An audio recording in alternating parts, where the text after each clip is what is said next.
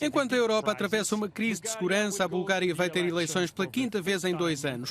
Connosco para um The Global Conversation especial, os dois candidatos, Kirill Petkov e Boyko Borisov, que vão a votos este domingo. Mr. Petkov, thank you for joining us. Sr. Petkov, obrigado por se juntar a nós. Esta é a quinta eleição em 2 anos, o que fará se tornar primeiro-ministro para evitar a sexta. Porque a instabilidade da Bulgária pode também ser um risco para o resto da União Europeia e para o flanco ocidental da Europa em tempos de guerra.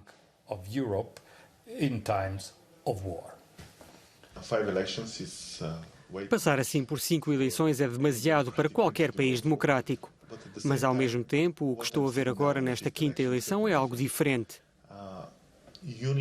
A unidade começa a formar-se em torno da ideia de uma Bulgária pró-europeia forte, de uma forma que não estava a acontecer nas 4 anteriores. Não queremos que a Bulgária tenha outra eleição. Queremos mudar para um novo sistema judiciário que seja realmente justo e acabar com a corrupção. Acreditamos que ter um governo claro, transparente e minoritário é melhor do que uma coligação obscura em que ninguém sabe quem controla o quê.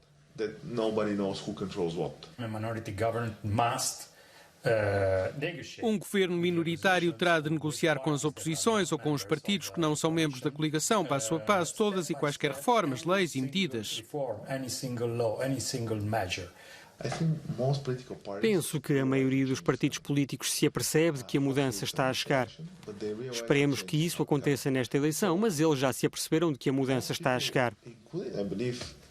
Portanto, creio que a maioria das pessoas no partido GERB desta vez reconhece que uma forma de participar na mudança é apenas esperar que algumas forças políticas, como a nossa, assumam todo o poder e o mudem completamente, ou fazer parte da mudança e acompanhar o processo. Por exemplo, o Procurador-Geral. O procurador é um grande problema, como o senhor disse, mas ao mesmo tempo pensa, mais uma vez, que com poucos deputados no Parlamento será capaz de resolver a situação? Essa é uma grande questão, por isso falo-emos em 2 etapas. O primeiro passo é o que é exigido pelo Plano de Recuperação e Resiliência. A propósito, esta condição foi colocada pelo nosso governo. Eu lembro-me, sim. Não era um requisito da União Europeia e essa condição diz que o Procurador-Geral deve ter um controle judicial, que tem de haver um juiz aleatório que investigue o Procurador-Geral da República. Isso era impensável até agora, porque neste momento o Procurador-Geral diz que só Deus está acima dele. Agora, além de um Deus acima dele, terá um juiz aleatório a avaliar os seus passos. Essa é a base do Estado de Direito. Exatamente. E acreditamos que este primeiro passo vai passar porque há 5 mil milhões de euros associados a esta reforma.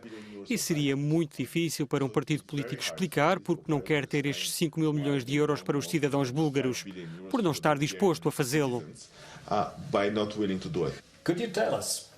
Pode dizer-nos por que razão existe esta ligação direta entre esta centralização da investigação, através do Procurador-Geral, e o sistema de corrupção? Não existe atualmente qualquer controlo sobre a decisão de um procurador investigar ou não. É um julgamento interno na sua própria mente. Também precisamos de controlar isso.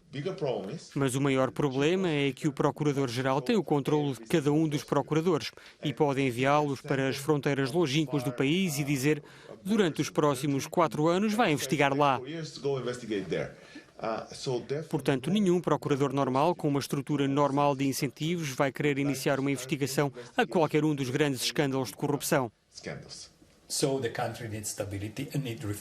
O país precisa de estabilidade e precisa de reformas. Estaria disposto a criar uma grande coligação com o GERB e com Boyko Borisov em nome destes grandes desafios que têm de ser enfrentados pela Bulgária? Estamos dispostos a mostrar um programa positivo que tem muitas políticas coincidentes e queremos fazer avançar o país no Parlamento, onde todas estas medidas precisam de ser votadas, e não apenas com Borisov, mas com todos os deputados. Mas estava pronto a detê-lo há alguns anos, tendo em conta também a reforma do sistema judicial. Agora está a pedir-lhe que coopere consigo para a reforma do Poder Judicial? Queremos ter um sistema judicial livre e justo. E isso permitiria a Borisov sentir-se, creio eu, mais confortável, porque pessoalmente sinto que o seu maior receio é que queiramos mudar um contra o outro. Mas o que estamos a dizer é vamos democratizar o Ministério Público, vamos ter um controle judicial para que todos sintam que existe um tratamento verdadeiramente justo. E a propósito, enquanto ele faz isto, pode estar no Parlamento, se assim o decidir, e terá imunidade.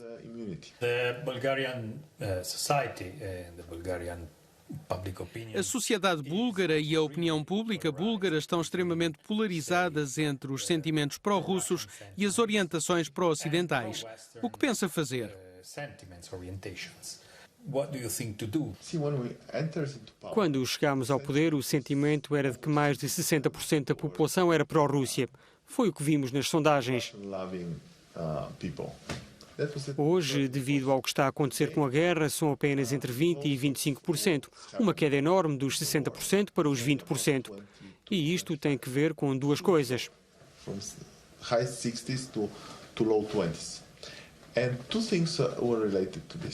Em primeiro lugar, as pessoas começaram a distinguir entre a história da Rússia e o atual regime de Putin. Em segundo lugar, o que é mais importante, notei que os búlgaros tinham medo de não conseguirmos sobreviver sem a Rússia. Pensavam que éramos totalmente dependentes do petróleo, portanto havia um medo embutido. Com a Gazprom, mostramos que a Bulgária pode diversificar. Somos 0% dependentes da Gazprom. Portanto, esse medo desapareceu. E creio que este é provavelmente um dos maiores progressos da nossa sociedade. Não estou a dizer que é pró-russa ou anti-russa. Estou a dizer que não há medo. Não há medo de tomar uma posição independente sobre coisas importantes. E o que também vi em vários artigos que saíram que diziam que a Bulgária foi um dos primeiros países a ajudar a Ucrânia. As pessoas sentiram um orgulho de que desta vez a Bulgária estava do lado certo da história, foi cedo e foi reconhecida.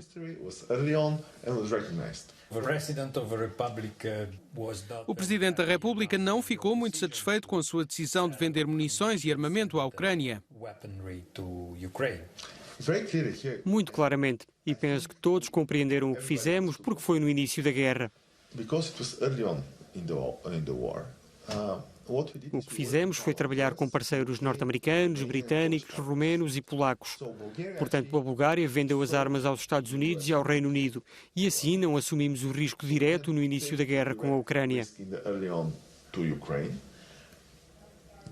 Eles forneceram essas armas gratuitamente aos ucranianos e foi vantajoso para todos.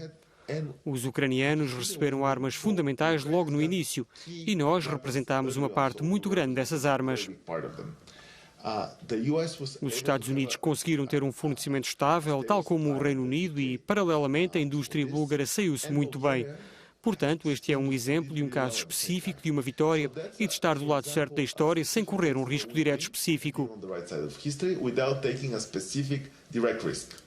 Sim, mas mais uma vez o presidente Rumen Radev continua contra. Sim, ele é contra. E penso que a sua versão de paz não é aquilo em que a maioria dos búlgaros acredita. A sua versão de paz é, digamos, se alguém atacar a Bulgária e levar o território até Varna e disser vamos ter paz. E, mais do que isso, vamos rejeitar qualquer apoio da União Europeia para que tenhamos paz. Isso, para nós, não é paz. O país atacante deve voltar ao ponto de partida e só depois é que podemos ter negociações. Caso contrário, não é paz. É, na verdade, autorizar a ocupação.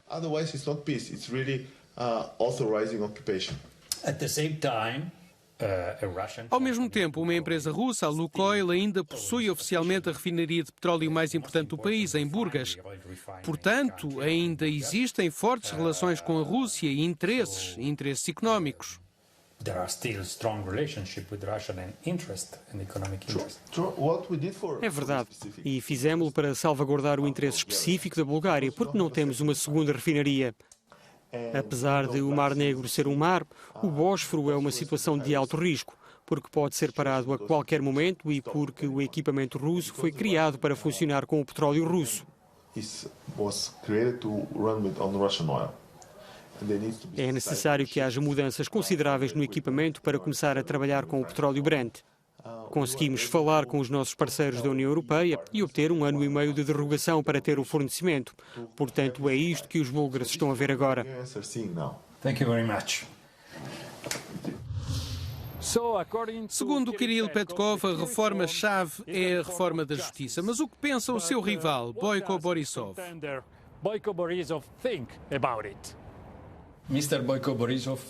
Sr. Boyko Borisov, obrigado por se juntar a nós. Segundo a União Europeia, e não apenas a União Europeia, a reforma da justiça é a reforma-chave para lutar eficazmente contra a corrupção. Concorda com isso?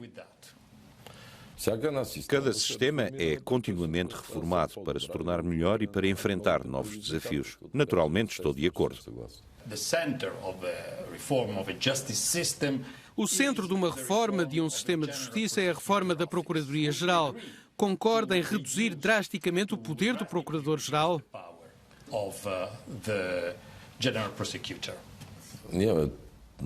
Temos um sistema muito bem desenvolvido de reforma judicial em que a palavra-chave é o controle do Procurador-Geral por parte das instituições. E isto será adotado pelo próximo Parlamento.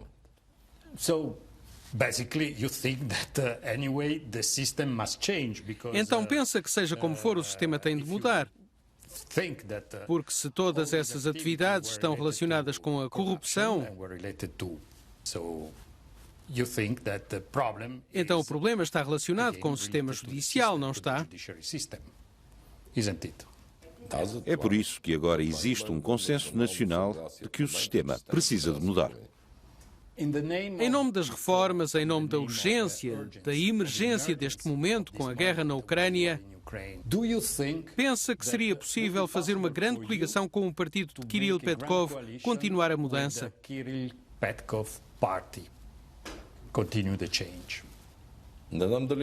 Não sei se ela pode ser formada, mas sei que se for formada muito rapidamente, a Bulgária sairá da crise política muito rapidamente.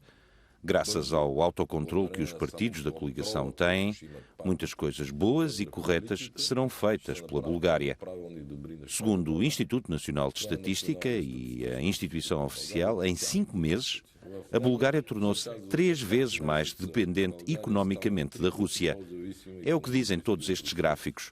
Exportamos para a Rússia quase 5 mil milhões e as importações são de 2.500 milhões de euros. Aumentaram em 58%. O que faria para alterar essa tendência, que de qualquer forma temos de verificar? Não vamos deixar que o façam. Temos aqui petróleo diferente dos russos. Aprovámos leis no Parlamento. Não podemos chegar a esse ponto. É o que o meu partido não quer. De onde vem este petróleo, então? Há muito petróleo no mundo. É importante que não seja russo. Penso no petróleo iraquiano, por exemplo. Além disso, nós em Alexandrópolis temos um terminal de gás natural liquefeito que é propriedade do Estado a 90%. Neste momento estamos a trabalhar arduamente para ter um oleoduto na refinaria para que seja mais fácil reabastecer com petróleo não russo. Mas a refinaria continua a ser propriedade da Lukoil em termos legais. Sim, mas as regras num país são feitas pelo Estado, não por qualquer empresa. Parte do meu partido votou pela diversificação a 100%, não só da Gazprom, mas também do combustível nuclear russo para a central nuclear de Kozloduy. Acha que cometeu alguns erros no passado, deste ponto de vista, ao talvez construir demasiados laços com a Rússia para o fornecimento de gás? Desculpe, mas vou discordar de si. O governo que parou o South Stream foi o meu governo. Então foi contra? Sim, claro, e foi por isso que o parei. Desde o início? Putin e Lavrov foram a Ankara e Atenas e quiseram levar o gás através da Turquia e da Grécia. Lembra-se?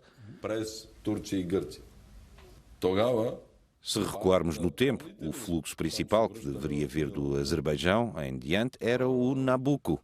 O Nabucco atravessava a Bulgária. A União Europeia descartou esta hipótese e passou o gás pela Turquia e pela Grécia, contornando a Bulgária. E eu discordei.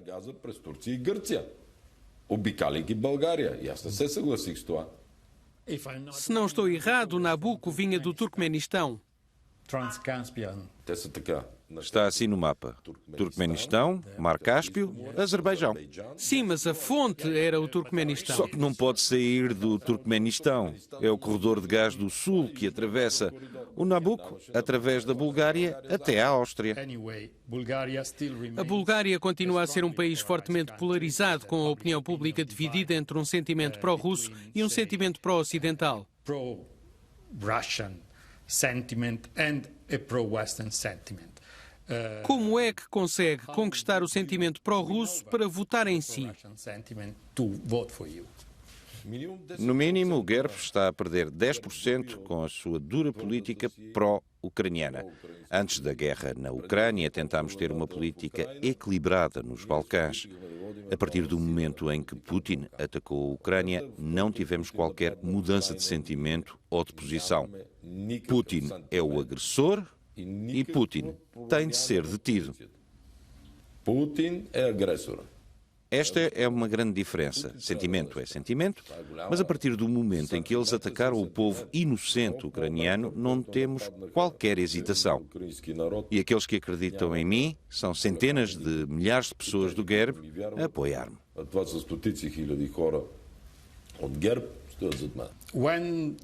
De acordo consigo, quando a Rússia diz que o que está a acontecer na Ucrânia é uma ameaça à sua própria existência, é porque estamos prontos a escalar o conflito? Ou será que pensa que é um bluff? Se é um bluff, não sei. Durante os últimos 2 anos, o presidente Putin comportou-se como uma pessoa diferente daquela que conhecemos no passado. O Ocidente, do qual faço parte, não deve permitir que isto aconteça. Evidentemente, todos os meios diplomáticos devem também ser utilizados para impedir o derramamento de sangue. Há pessoas que estão a morrer. Pensa que a Bulgária está ameaçada por esta guerra? Diretamente ameaçada? Existe o risco de um conflito real para o seu país ou não? A Bulgária é membro da NATO e há o artigo 5º. Eu sei, mas ao mesmo tempo, se olharmos para outros países que são abrangidos pelo artigo 5º da NATO, como os países bálticos ou a Polónia, eles sentem-se particularmente ameaçados pelo risco de prolongamento do conflito. Só estou a perguntar se partilha o ponto de vista de estar entre os países mais ameaçados da NATO. É claro que o risco existe.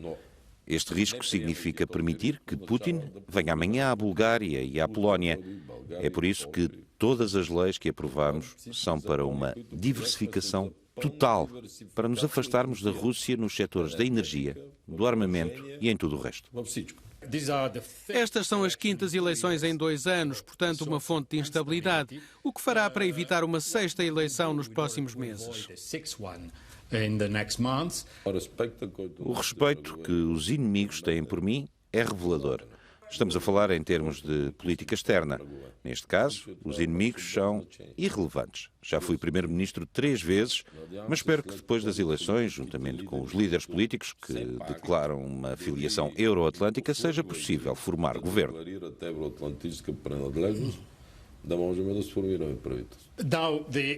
Agora a economia. Porque governar um país tem a ver com a economia, especialmente em situações de emergência. Qual é o estado da economia búlgara? Porque se esperava que o PIB crescesse mais do que está realmente a crescer. O Banco Nacional Búlgaro diz que haverá uma dívida enorme, 90 mil milhões de leves. São mais de 45 mil milhões de euros de dívida externa neste momento. Aumentou 10%. Enquanto fui primeiro-ministro, ao lado da Estónia, éramos os detentores do recorde da dívida externa mais baixa. E em relação ao euro, acha que o país está pronto para adotar o euro ou não? Quando eu governava o país, entramos na União Bancária Europeia e na antecâmara da zona euro. Os outros têm de pensar, eu sou um homem da ação. Nós já estaríamos na zona euro, juntamente com a Croácia. De qualquer modo, mesmo com estes números, vão em breve recuperar e poder adotar o euro. Eu trouxe o país para a porta da zona euro e da União Bancária Europeia. Se tiver a oportunidade, trarei o país também para a zona euro. Há 2 anos tínhamos todos os critérios técnicos cobertos. Desde então, é o caos. Thank you.